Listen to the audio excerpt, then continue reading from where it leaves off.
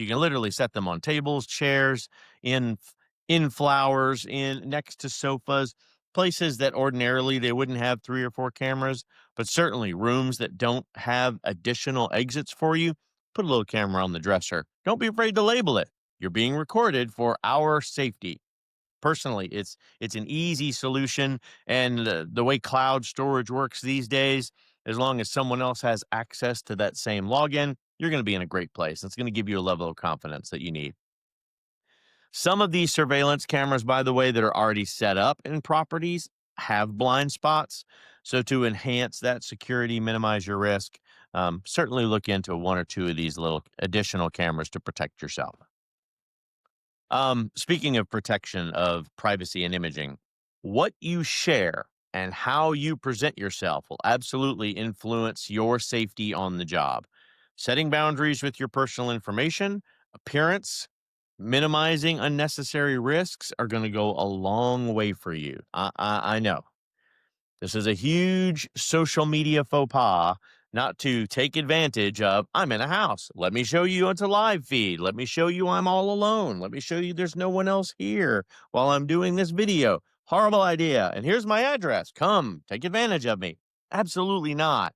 If you can record your videos, post them immediately afterwards or post them once more people have gotten there, fantastic. I certainly appreciate the live component of where technology is today.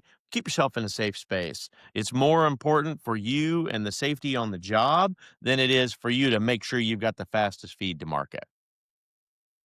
Limiting your personal information as a realtor is almost ridiculous to even try to state. All of our information is public. Everything but our home address is probably public, quite honestly. And if they did a little bit more digging, they could find that too. We're on every social media platform. We're on every realtor site. Who we are, where we work for, the cars we drive. If they watched any of our live videos, if they scrape through my office videos, they could figure out where I live and what I do and how I do it. Exercise your cautions, though, when sharing your personal information. I know it's hard. We are in an incredibly public industry in real estate. We love people. We love to be personable. We love show the reality of who you are. It makes you more approachable as an agent. However, sorry, but you need to avoid disclosing details about your personal life, and you need to schedule so that you can minimize the risk of targeted attacks. There are some steps you can take to protect yourself and your personal information that's online. Use a professional email address and an office or a Google Voice number instead of your personal accounts for real estate transactions. Two, you can adjust privacy settings on all social media so it controls the visibility of your personal information. Three, when you're creating a listing or profiles on real estate websites, provide only necessary contact information for you to do the job. Avoid sharing sensitive information such as your home address or personal photos of you and your family. It's not safe for you and it's not safe for them. With AI and the things that AI can do these days, I can take a picture of someone, it can add an AI voice, and it can add AI facial movements to look like they're the ones talking. It's terrifying where it is today, and we're just getting started with AI. Just wait in a year, 2 years, where it could be. Use pseudonyms or initials, by the way, in real estate websites rather than your full names or online platforms or directories where the public can easily access your public information. Doing that will reduce the risk of identity theft. I get a lot of criticism for, I have a personal Facebook, for example. I have a business website and a business page in Facebook that, although I want to make sure that I have a personal sphere of influence, I point them to my site so that they can see the things that are real estate. It also keeps them from having to see real estate blurbs all the time, which only blows up whenever I'm in a situation to where I'm looking at someone that's been in my family my entire life and go, how did you not know I was in real estate? Red flag. Real estate agents who publicly share information online can absolutely become targets of harassment, stalking, real estate scams, Unwanted solicitations. Exposing those personal details will increase the risk of your personal identity theft, privacy breaches, or even fraud with your name and your identity on it. Gentlemen, ladies, your face is your paycheck. I get it. You're attractive people. The more attractive you are and the more confidence you're exuding online makes you an even bigger target. Please be careful. Please do the right things. If it doesn't feel safe, it probably isn't. So be careful. And when you're with folks, you need to dress like a professional. You need to dress well, but you need to dress in a capability of leaving fast if you need to, protecting yourself when necessary. Instead of wearing flashy jewelry, drawing attention to yourself, opt for some plain old accessories that build in with some built-in safety features like a smartwatch or something like that. Apple, Samsung, Fitbit, they all have them. These will allow you to send messages to your emergency contacts with GPS locations on the fly. Dress professionally but modestly. Gentlemen, ladies, exposure is not a win when it comes to your personal safety. Sorry, but the last thing I want to do is be giving a police report to someone and they make the ridiculous comment that, well, look at what he was wearing. Look at what she was wearing. It's like they were inviting the attention.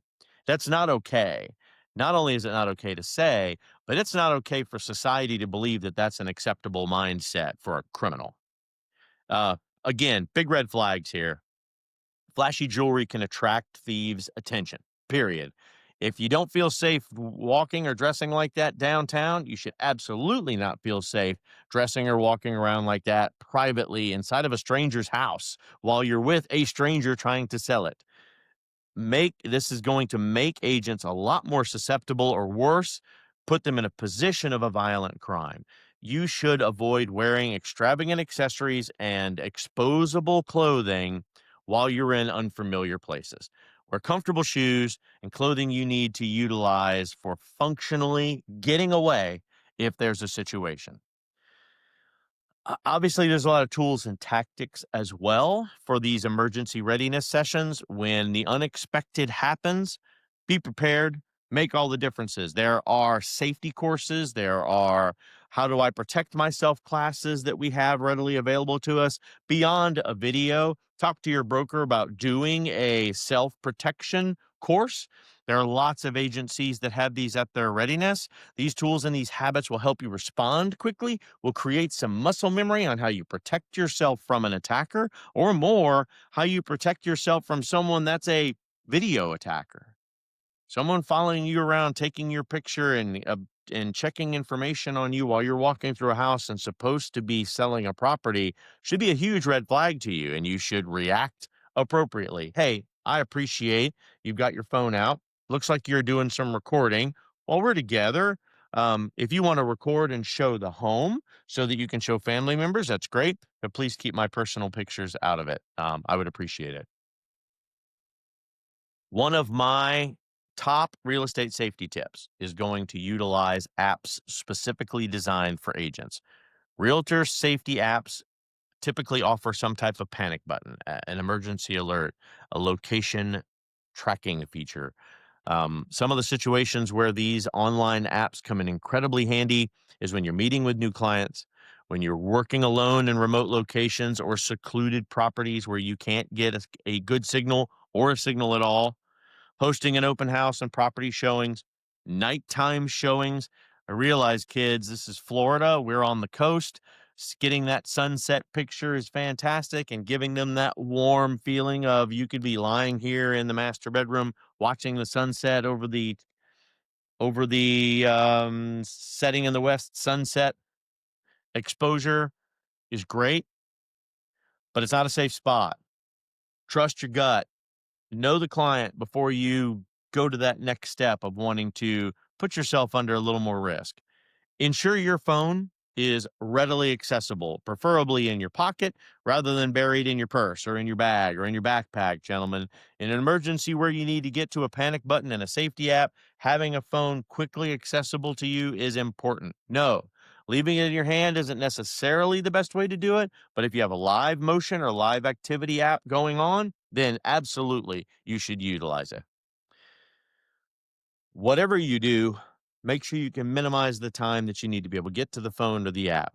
And I'll give you some numbers to support it. 65% of the NAR members use some type of smartphone safety app, some type of track locator, and alert contacts in an emergency. Some of the most commonly used Realtor Safely mobile apps are Find My Phone feature. The Android has a GPS phone track. Century Key is a fantastic application. HomeSnap Pro does this. Homes.com offers one. The NAR offers one. And there's a company called Forewarn, Forewarn, that has a free or a paid realtor app service to all NAR members. How do I explain this next part for those of you that have situational anxiety already?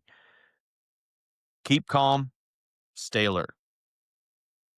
If you are traditionally calm and you're able to maintain your awareness during these client interactions and the property showings, most people are going to try to buy and sell a house under a legitimate fashion, and it's a harmless interaction.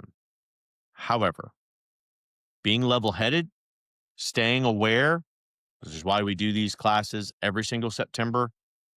It's going to help you think clearly. It's going to help you respond effectively in a crisis. Some tips that'll help you stay that way: preparation. It's always essential. You can follow very simple tips ahead of your meeting to make sure you're instinctively able to respond instead of react to a situation. Trusting your instincts. If you arrive at a property and something doesn't feel right, it isn't right. It is okay to drive around the block